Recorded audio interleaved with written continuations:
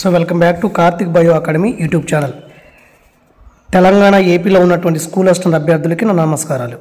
అయితే ఇక్కడ మనకి ఒక కాన్సెప్ట్ వైజ్గా నాకు టైం ఉన్నప్పుడల్లా మీకు కాన్సెప్ట్ వైజ్గా ఎగ్జామ్ పాయింట్ ఆఫ్ వ్యూ ఏదైతే ఇంపార్టెంట్ ఉంటుందో ఆ బిట్ అనేది తయారు చేయడానికి నేను ప్రయత్నం చేస్తున్నాను. దీంట్లో నాకు ఇంపార్టెంట్ అనిపించినటువంటి ఏరియా ఏంటంటే మనకి లక్ష్యాల లక్షణాలు. ఈ బుక్ చాలామంది అడుగుతున్నారు ఎక్కడి నుంచి అని చెప్పేసి. ఇది తెలుగు అకాడమీ ఏపీలో ఉన్నటువంటి సెమిస్టర్ 1 బుక్ అనమాట. ఇది అన్ని బుక్స్ ఒకేలా ఉంటాయి, మీరేం భయపడక్కర్లేదు.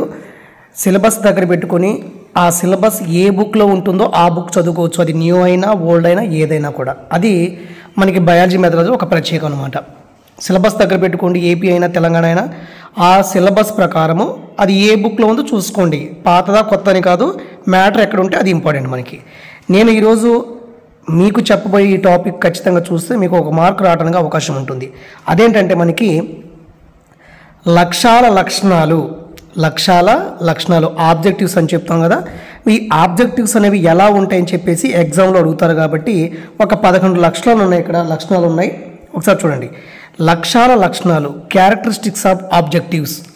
ఇక్కడ చూడండి, ఇది మీరు స్క్రీన్ షాట్ తీసుకోవచ్చు, ప్రాబ్లం లేదు. లక్ష్యాలు నిర్దిష్టమైనవి, స్పష్టమైనవి, అసంయుక్తమైనవి. లక్ష్యాలు అనేవి నిర్దిష్టంగా ఉంటాయి, స్పష్టంగా ఉంటాయి, సంయుక్తంగా ఉండవు. అసంయుక్తంగా ఉంటాయి అంటే విడివిడిగా ఉంటాయి లక్ష్యాలు అనేవి. 2, లక్ష్యాలు అనేవి తరగతి వారీగా, పాఠ్యాంశాల వారీగా రూపొందించబడి ఉంటాయి. ఇక్కడ మనం మాట్లాడేది కేవలం లక్ష్యాల లక్షణాలు, క్యారెక్టరిస్టిక్స్ ఆఫ్ ఆబ్జెక్టివ్ గురించి మాట్లాడుతున్నాము. లక్ష్యాలు అనేవి తరగతి వారీగా, పాఠ్యాంశాల వారీగా రూపొందించబడి ఉంటాయి.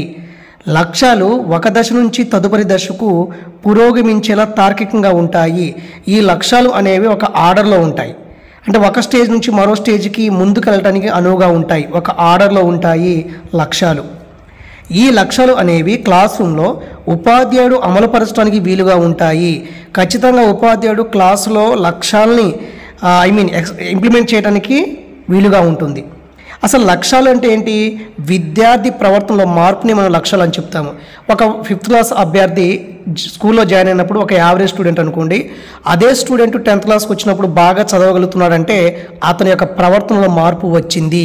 అదే మనకి లక్ష్యాలు. కాబట్టి లక్ష్యాలు అనేవి విద్యార్థి ప్రవర్తనలో మార్పు సూచించే విధంగా ఉంటాయి. ఆ విద్యార్థిలో మార్పు వచ్చింది అంటే అక్కడ లక్ష్యాలు పనిచేసినవని లెక్క. అయితే రెండోది, ఉపాధ్యాయుని సూచనతో విద్యార్థులు చేయగలిగి ఉంటాయి. ఉపాధ్యాయుని డైరెక్షన్లో విద్యార్థులు ఖచ్చితంగా చేయగలిగే ఉంటాయి, అవే లక్ష్యాలు. కాబట్టి ఇక్కడ ఉపాధ్యాయుని సూచనతో విద్యార్థులు చేయగలిగే ఉండేవే లక్ష్యాలు. ప్రతి లక్ష్యానికి ఏముంటుంది? స్పష్టీకరణలు ఉంటాయి, గుర్తుంచుకోండి. తర్వాత లక్ష్యాల యొక్క లక్షణాలలో లక్ష్యాలు అనేవి ఎలా ఉండాలి? సరళమైన భాషలో ఉండాలి. ఒక వాక్యంలో ఒక లక్ష్యం రాసే విధంగా ఉండాలి. ఒకే వాక్యంలో ఒకే లక్ష్యం రాసే విధంగా ఉండాలి మనం. అది కూడా సింపుల్ లాంగ్వేజ్లో రాసే విధంగా ఉండాలి. మరి లక్ష్యాల్ని సాధించడానికి ఎక్కువ కాలం పడుతుందంటే కాదు, తక్కువ కాలం అనేది పడుతుంది. సో ఈ లక్ష్యాలు అనేవి విద్యాపరంగా చాలా ఇంపార్టెన్స్ కలిగి ఉంటాయి.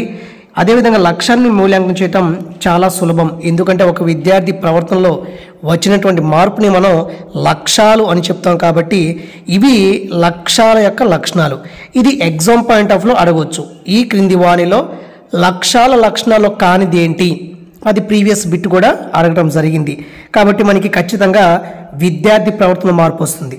మరి విద్యార్థి ప్రవర్తనలో ఎలా మార్పు వస్తుంది, ఏ విధంగా వస్తుంది అని చూస్తే ఇక్కడ ఈ బుక్లో మనకి ఒక ఫ్లో చార్ట్ ఇవ్వడం జరిగింది. సో ఇదంతా ఎందుకు చెప్తున్నానంటే ఏదైనా ఒక మార్క్ వచ్చినా చాలనే ఉద్దేశంతో చెప్తున్నాను. దయచేసి అర్థం చేసుకునే ప్రయత్నం చేయండి. నెగిటివ్ కామెంట్ అయితే పెట్టవద్దు దయచేసి, ఓకేనా?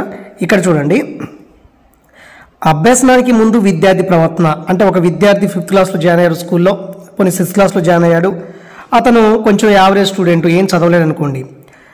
నెక్స్ట్, అభ్యసనానికి ముందు విద్యార్థి ప్రవర్తన ఎలా ఉంది. తర్వాత తరగతి జీవశాస్త్ర ఉపాధ్యాయుడు.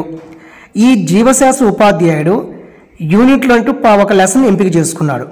ఇప్పుడు ఈ విద్యార్థి ప్రవర్తన కదా, సో ఇతని స్టూడెంట్ అనుకోండి, ఇతని ప్రవర్తనను మార్చాలి, ఇతని ప్రవర్తనలో మనకి మార్పు రావాలి, అదే కదా లక్ష్యాలంటే. కాబట్టి ఇక్కడ ఏం చేస్తాము, ఈ జీవశాస్త్ర ఉపాధ్యాయుడు ఏం చేస్తాడు, యూనిట్లోని పాఠ్యాంశాన్ని ఎంపిక చేసుకుంటాడు.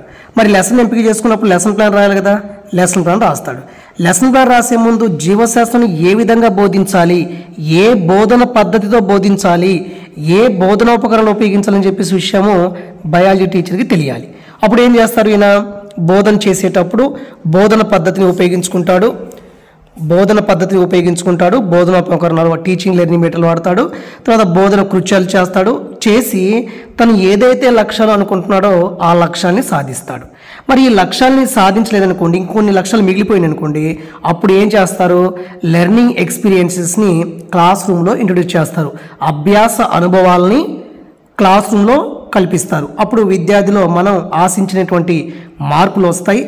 ఓకే, అంటే తర్వాత మార్పు వచ్చిందంటే అభ్యసనానికి తర్వాత విద్యార్థి యొక్క ప్రవర్తన, ఇది అభ్యసనానికి ముందు ప్రవర్తన.